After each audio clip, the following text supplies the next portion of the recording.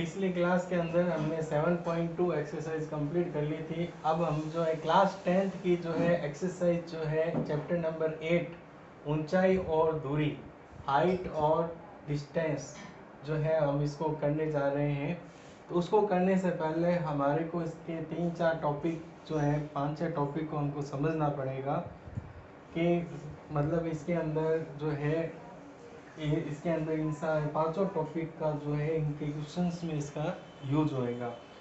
पहला टॉपिक जो है लाइन ऑफ साइट, हिंदी में बोलते हैं दृष्टि रेखा। दृष्टि रेखा का मतलब ये होता है कि हम किसी भी चीज़ को देखते हैं, हम जितनी दूरी तक उस वस्तु को देख सकते हैं या हमारी देखने की जो क्षमता होती है वो दृष्टि रेखा कहलाती है। हम नज़दीक की भी वस्तु को देख सकते हैं, हम तिरछी वस्तु को देख सकते हैं, हम एक ही सीध के अंदर वस्तु को देख सकते हैं, हम नीचे से ऊपर की ओर भी वस्तु को हम देख सकते हैं। तो लाइन ऑफ साइट जो होती है, जहाँ पर हम खड़े होते हैं, वो हमारा जो है समतल कहलाता है, उसको हम क्षैतिज बोलते हैं। जिस जगह हम खड़े होते हैं वो हमारा क्षैतिज कहलाता है, जिसको जो है समतल भी बोलते हैं। और समतल हमेशा जो है आपका अर्थ होता है, या फिर आपका जो है छत पे खड़े हो तो छत के ऊपर जो समतल होगा वो आपकी छत समतल कहलाएगी। पुल के ऊपर खड़े हो तो पुल भी आप जिस जगह खड़े हो वो समतल के पैरेलल कहलाएगा, जो अर्थ के पैरेलल होगा। तो अब इसके बाद में जो है अगला जो है और अगली जो चीज़ है आपका एंगल जो है एलिवेशंस के ऊपर है। एंगल एलिवेशंस जो है उसको हम उन्नयन कोण बोलते हैं। अगर हम ज़मीन पे खड़े हैं और हम नीचे से अगर ऊपर की साइड में देख रहे हैं, हमारी वर्टिकल रेखा जो है, हम नीचे ज़मीन पे हम समतल के ऊपर हैं और हम नीचे से ऊपर की ओर जब देख रहे हैं तो हमारी दृष्टि रेखा जो है, लाइन ऑफ साइट जो है, जो एंगल बनाएगी वो हमारा एंगल होगा उन्नयन कोण बोलेंगे। तो उन्नयन कोण जो है आपका एंगल ऑफ एलिवेशन कहलाता है। तो ये जो एंगल जो बनेगा आपका उन्नयन कोण कहलाएगा, या इसके अंदर एंगल ऑफ एलिवेशन आपका कहलाएगा। इसके बाद में जो है आपका थर्ड टॉपिक है अवनमन कोण, एंगल ऑफ डिप्रेशन। तो इसके अंदर क्या होगा कि इसके अंदर हमें समतल से या तो हम ऊपर के साइड में होंगे, या छत के ऊपर होंगे, या पुल के ऊपर होंगे, और ऊपर से हम जो है नीचे की साइड में अगर हम देख रहे होंगे तो वो एंगल जो होगा वो आपका अवनमन कोण होगा। जब हम ऊपर से, जब हम छत के ऊपर से हम नज़दीक नीचे की तरफ जो देखते हैं कार को चलते समय, या मोटरसाइकिल, या छत से ऊपर हम नीचे जो है साइकिल को और को देखते हैं, या पुल से हम नाव को देखते हैं, तो वो हमारा एंगल जो होता है वो अवनमन कोण कहलाता है, एंगल ऑफ डिप्रेशन।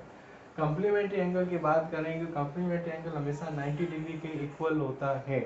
तो इसके अंदर जो होता है दो एंगल आपस में मिलकर जो है आपका अगर उनका टोटल 90 डिग्री आ रहा है तो वो कॉम्प्लीमेंट्री कहलाएगा। कुछ अदर भी टॉपिक हैं इसके अंदर। कभी कभी ऐसे भी हो सकता है कि हम नीचे से ऊपर दो चीज़ को देख रहे हो, मतलब हम पतंग को भी देख रहे हो और उधर हम पेड़ को भी देख रहे हो, या हम किसी व्यक्ति की छाया को भी देख रहे हो, व्यक्ति को भी देख रहे हो, और हम बिल्डिंग को भी देख रहे हो। तो दो स्थितियाँ हो सकती है। तो इसके अंदर जो है आपका, और उसी प्रकार जो है हम छत के ऊपर या हम पुल के ऊपर जो है नाव को भी देख सकते हैं, मछली को भी देख सकते हैं। तो इसके अंदर मछली के लिए आपका अलग जो है एंगल बनेगा। इसके अंदर आपका अवनमन कोण जो होगा जिसको अपन बोलते हैं एंगल ऑफ डिप्रेशन अलग होगा, और नाव के लिए जो है एंगल ऑफ डिप्रेशन अलग होगा। जो मैंने पांचवें टॉपिक के अंदर आपको बताया है कि ज़मीन के ऊपर रहता हुआ आदमी जो है बिल्डिंग को भी देख सकता है और वृक्ष को भी देख सकता है, खड़े हुए इंसान को भी देख सकता है। तो इसके अंदर जो है, जब बिल्डिंग को देख रहा है, या वो खड़े हुए मीनार को देख रहा है, या आदमी जो है किसी अपने खुद से बड़े आदमी को ऊपर की साइड में देख रहा है, या पतंग को देख रहा है, तो उसमें एंगल जो होंगे तीन तरह के, तीनों चीज़ों को एक साथ देख रहा है तो तीनों के एंगल बनेंगे। ऐसे इसके अंदर अगर बिल्डिंग के ऊपर खड़ा है या पुल के ऊपर है, वो नाव को भी देख रहा है, मछली को भी दे रहा है, तो मछली का एंगल अलग बनेगा, और नाव का जो है आपका एंगल, बोट का एंगल जो है आपका अलग बनेगा, और फिश का एंगल जो है आपका बनेगा। ऊपर से देख रहा है तो वो अवनमन एंगल बनेगा, नीचे से देख रहा है तो उसका उन्नयन एंगल बनेगा। तो अवनमन एंगल जो है आपका, या अवनमन कोण जो होता है उसको हम एंगल ऑफ डिप्रेशन बोलते हैं, और उन्नयन जो उन्नयन कोण होता है उसको हम एंगल ऑफ एलिवेशन बोलते हैं। इसके बाद में जो छठा टॉपिक आता है कि इसके अंदर हमारे कौन कौन से जो है इसमें ट्रिग्नोमेट्री के फार्मूले हमारे यूज हो सकते हैं, तो वो मैं आपको बताने जा रहा हूँ।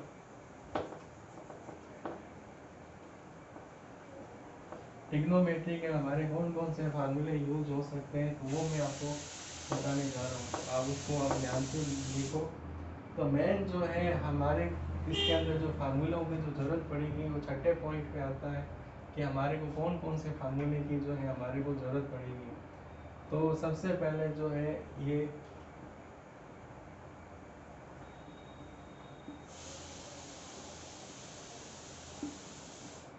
जो फार्मूला की ज़रूरत पड़ेगी, कब हमें अधिकतर जो फार्मूले की ज़रूरत पड़ेगी टेन थीटा की ज़रूरत पड़ेगी। टेन थीटा जो है हमारे हम जानते हैं कि टेन थीटा जो है इस ढंग से हम देखेंगे तो ये आपका ए बी और सी है, ये आपका परपेंडिकुलर है, ये आपका बेस है, ये हाइपोटेन्यूज है, और इसके अंदर हिंदी मीडियम में लेवे तो ये आपका लंब है, ये आपका कर्ण है, और ये आपका आधार है। तो आपको जो है परपेंडिकुलर और बेस की ज़रूरत पड़ेगी, और इसके अलावा जो है इसके अंदर आपका हिंदी मीडियम में लंब बटा आधार की ज़रूरत पड़ेगी। कभी कभी इसके अंदर साइन थीटा का भी फार्मूला यूज होएगा, जो आपका परपेंडिकुलर होगा अपॉन जो है आपका हाइपोटेनियस होगा, या लंब बटा आपका कर्ण होगा। रिक्वायरमेंट होने पे कभी कभी कोस थीटा की ज़रूरत पड़ेगी, जिसके अंदर जो है आपका बेस, इसमें आपका जो है बेस होएगा, हाइपोटेनियस होएगा, और यहाँ पर जो है आपका आधार बटा कर्ण होगा। इन फार्मूले मैक्सिमम आपका जो फार्मूला है वो टेन थीटा का ही चलेगा। अब हम जो है इसके कुछ एग्जांपल और एक्सरसाइज के हम एग्जांपल करने जा रहे हैं। तो एग्जांपल नंबर जो है फर्स्ट है जो मैं आपको बताने जा रहा हूँ, जो इस एक्सरसाइज से संबंधित है। क्वेश्चन ये है कि इसमें ये बता रखा है कि एक स्तंभ के ऊपरी सिरे का उन्नयन कोण आधार तल के एक बिंदु पर आधार तल के एक बिंदु पर 60 डिग्री का है। यदि ये बिंदु स्तंभ के आधार बिंदु से 10√3 मीटर की दूरी पर है तो हमको स्तंभ की ऊंचाई ज्ञात करनी है। तो क्वेश्चन के अनुसार जो है इसके अंदर उन्नयन कोण की बात हुई है, और वो नीचे से एंगल बना रहा है 60 डिग्री।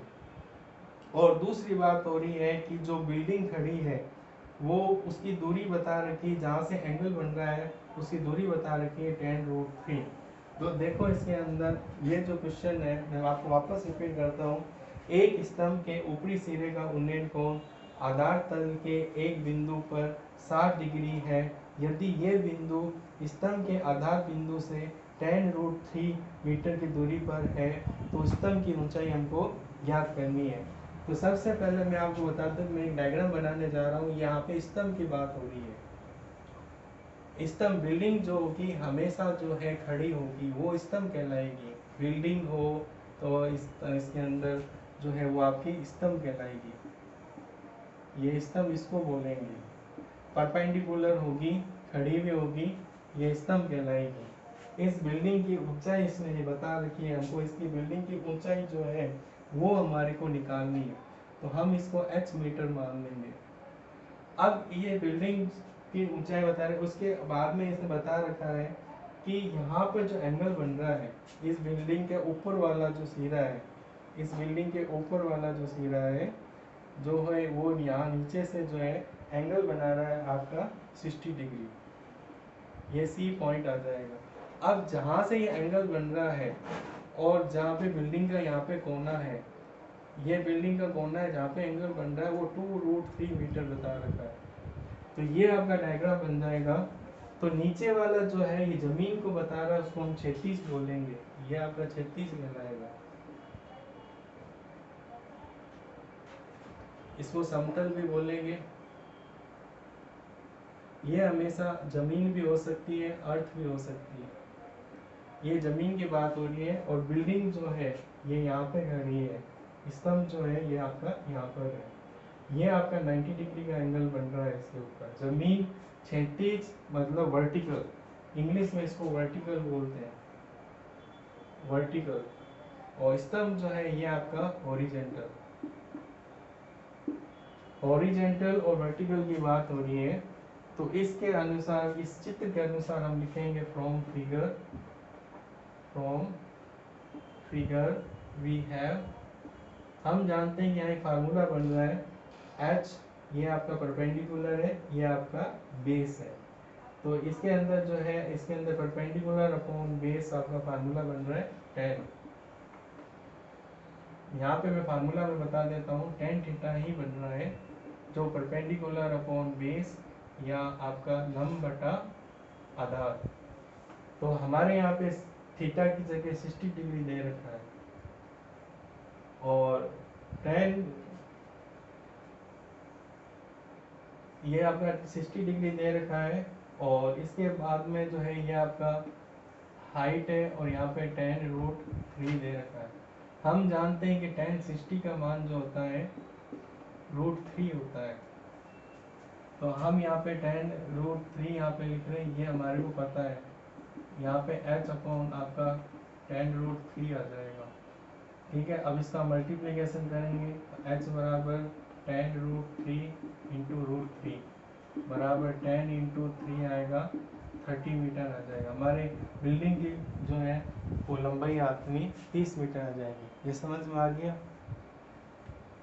इस क्वेश्चन को मैं इंग्लिश और हिंदी मीडियम दोनों बच्चों को मैं रिपीट कर रहा हूँ कि here we have a building which height we can not found, मतलब जिसमें अपन को हाइट का हमारे को पता नहीं है, हाइट हमको इसके अंदर निकालनी है। और गिवन है इसके अंदर आपके जो है, जहाँ से इसके अंदर जो एंगल ऑफ एविलेशन जो आपका जो बन रहा है, यहाँ से जो आपका उन्नयन कोण बन रहा है वो 60 डिग्री आपको गिवन है। और इसकी बिल्डिंग से जहाँ से एंगल बन रहा है उनके बीच की डिस्टेंस जो है 2√3 जो है इसके अंदर दे रखी है। तो इसके अंदर जो है, ये मैंने आपको एक क्वेश्चन कराया, एक क्वेश्चन और मैं आपको कराने जा रहा हूँ जो इसी से संबंधित है। तो इसके अंदर देखो,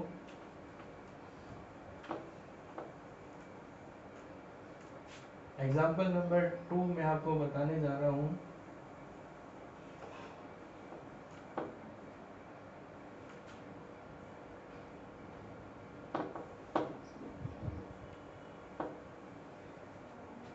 एग्जाम्पल नंबर 2 में आपको बता रखा है 50 मीटर का एक ब्रिज है, 50 मीटर का एक ब्रिज है, जो उस ब्रिज के ऊपर से हम जब देख रहे हैं तो उसका अवनमन कोण जो है 30 डिग्री जो है गिवन है। वो कह रहा है कि पुल की 36 दूरी ज्ञात करनी है। तो सबसे पहले हमारे को जो है इसके अंदर ब्रिज बता रखा है। तो ब्रिज अपन जानते हैं कि जब अपन ब्रिज की बात करते हैं, ये एग्जाम्पल नंबर 2 कर रहा हूँ मैं आपको, जब हम ब्रिज की बात करते हैं तो ब्रिज जो होता है हमेशा ज़मीन से ऊपर होता है। ये आपका जो ब्रिज है, तो ब्रिज जो होगा हमेशा यहाँ पर होगा, और आपके यहाँ पर नदी बह रही है, ये नदी के ऊपर ब्रिज होता है, और यहाँ से इसने एंगल बता रखा है। ये एंगल जो है आपको बता रखा है कि इसके अंदर जो है ये आपका 30 मीटर है। यहाँ पर आपका 30 डिग्री दे रखा है, और ये आपका 30 डिग्री दे रखा है।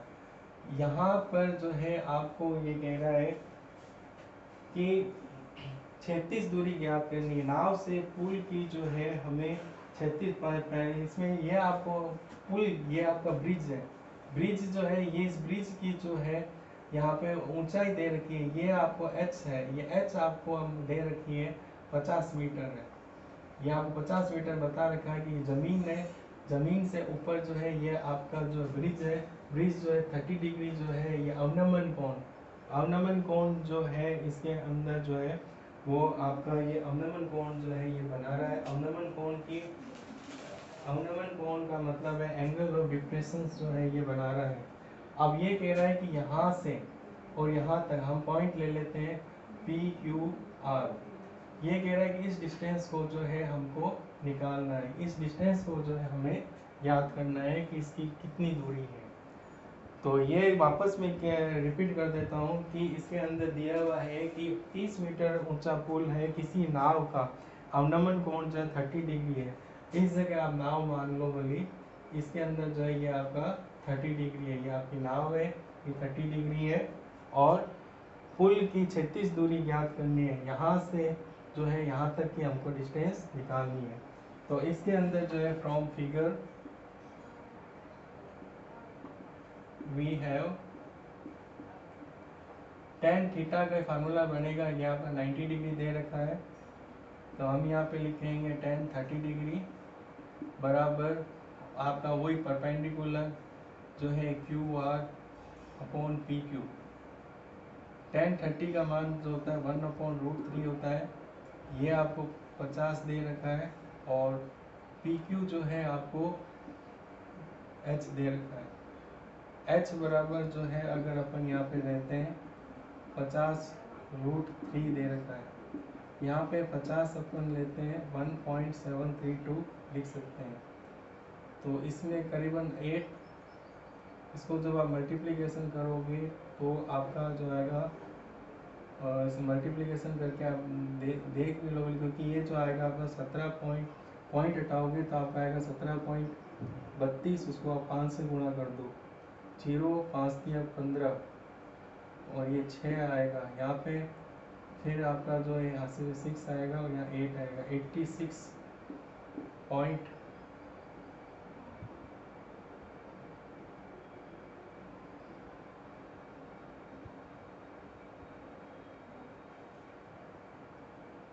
86.8।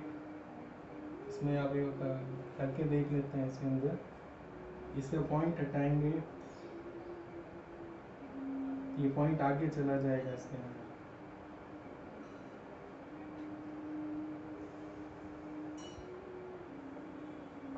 यहाँ पर आपका जो है 1.732 है, 1.732, इसको आप मल्टीप्लिकेशन कर दो 50 से, ठीक है। तो अब इसके अंदर जो है हम इसका पॉइंट हटाएंगे, तो ये आपका जो हो जाएगा 1000 हो जाएगा, 0 से आपका 0 कट जाएगा। अब हमारे को जो मल्टीप्लिकेशन करना है 1732 को 5 से करना है, 5 2 जा 10, 1 kg, 5 3 जा 50 और 1 60, 1 kg। फिर ये अब इसमें से 100 का हम डिवाइड करेंगे तो आपका जो है इसमें चला जाएगा 86.6 के करीब जो है ये आपका आंसर आएगा। 1.732 है, 50 से मल्टीप्लिकेशन करेंगे तो 86 पॉइंट जो है ये आएगा 6 के करीब आएगा, ये आएगा इसके अंदर। इसके बाद में हम अगला क्वेश्चन ले रहे हैं, क्वेश्चन नंबर 3 ले रहे हैं। क्वेश्चन नंबर 3 जो है उसके अंदर दिया हुआ है कि एक स्तंभ जो है, एक समतल जमीन है 1.5 मीटर लंबा जो है, एक स्टूडेंट है, छात्र है जो खड़ा है, ठीक है, जिसकी छाया जो है 1 मीटर है। उसी के साथ में इसके अंदर दूसरी लैंग्वेज में भी दे रखा है, इसी के अंदर उसी समय एक मीनार की छाया जो है 5 मीटर है और मीनार की ऊंचाई पूछ रहा है। तो एग्जाम्पल नंबर हम 3 ले रहे हैं। तो एक पहले इसने जो बात की, पूरे क्वेश्चन के अंदर एक स्टूडेंट की बात की है कि एक स्टूडेंट है, हम मान लेते हैं ए और बी एक स्टूडेंट है जो यहाँ पर उसकी छाया पड़ रही है, सी पॉइंट तक इसकी छाया पड़ रही है। तो इसके अंदर बता रखा है कि एक 0.5 मीटर लंबा है, ये स्टूडेंट जो है 1.5 मीटर लंबा है और इसकी जो छाया है वो 1 मीटर है और एंगल इसके अंदर थीटा दे रखा है। एक तो बात इसने ये बता रखी है, इसी के साथ में दूसरी बात भी बता रखी है कि यहाँ पर एक मीनार भी है जिसके अंदर हमारे को मीनार की ऊंचाई ज्ञात करनी है, बिल्डिंग की ऊंचाई जो है हमको निकालनी है। तो ये अपन P ले लेते हैं, ये Q ले लेते हैं, ये R ले लेते हैं। बात वही है, यहाँ पर A को बता रहा है, ये आपको B को बता रहा है और ये आपको C को बता रहा है। इसने यहाँ पर जो है 5 मीटर बता रखी है इसको, और यहाँ पर आपको थीटा बता रखा है। तो हम यहाँ पे देखेंगे फार्मूला आपका वही लिखेगा, tan थीटा का फार्मूला लगेगा, perpendicular upon base length upon जो है इसके अंदर आपका आधार वाला फार्मूला ही लगेगा। तो अब मैं इसको सॉल्व करने जा रहा हूँ। इसके अंदर जो है आपको ये स्टूडेंट के लिए बनाया हुआ है और ये आपके जो है बिल्डिंग के लिए बनाया हुआ है, ये बिल्डिंग के लिए। इन दोनों के अनुसार जो है यहाँ पे जो tan थीटा जो आएगा आपका 1.5 आएगा अपॉन 1 आएगा, मतलब 1.5 टेन थीटा की वैल्यू आ जाएगी। पहला ये मैंने फार्मूला बताया हुआ, ये फार्मूला यूज हो रहा है। इस चित्र के अनुसार जो है हमारे पास जो टेन थीटा आएगा वो टेन थीटा जो होगा एच, इसमें भी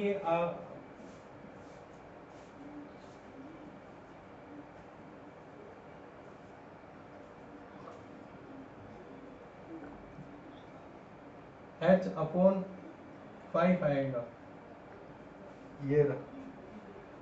अब इसमें अपन वैल्यू भी निकालेंगे तो आपका देखो ये आपका सेकंड बन जाएगा। फ्रॉम दो इक्वेशन हो गई आपकी, from equation first and second में टेन थीटा क्या है, दोनों इक्वल है। तो हम यहाँ पे देखेंगे ये भी आपका टेन थीटा है और ये भी आपका टेन थीटा है, इक्वल हो जाएंगे। तो 1.5 बराबर होगा h अपॉन 5 होगा। अब हम h की वैल्यू निकालने जा रहे हैं। 5 इंटू 1.5 निकालेंगे तो 7.5 जो है मीटर इसकी आंसर आएगा। तो ये मैंने आपको जो है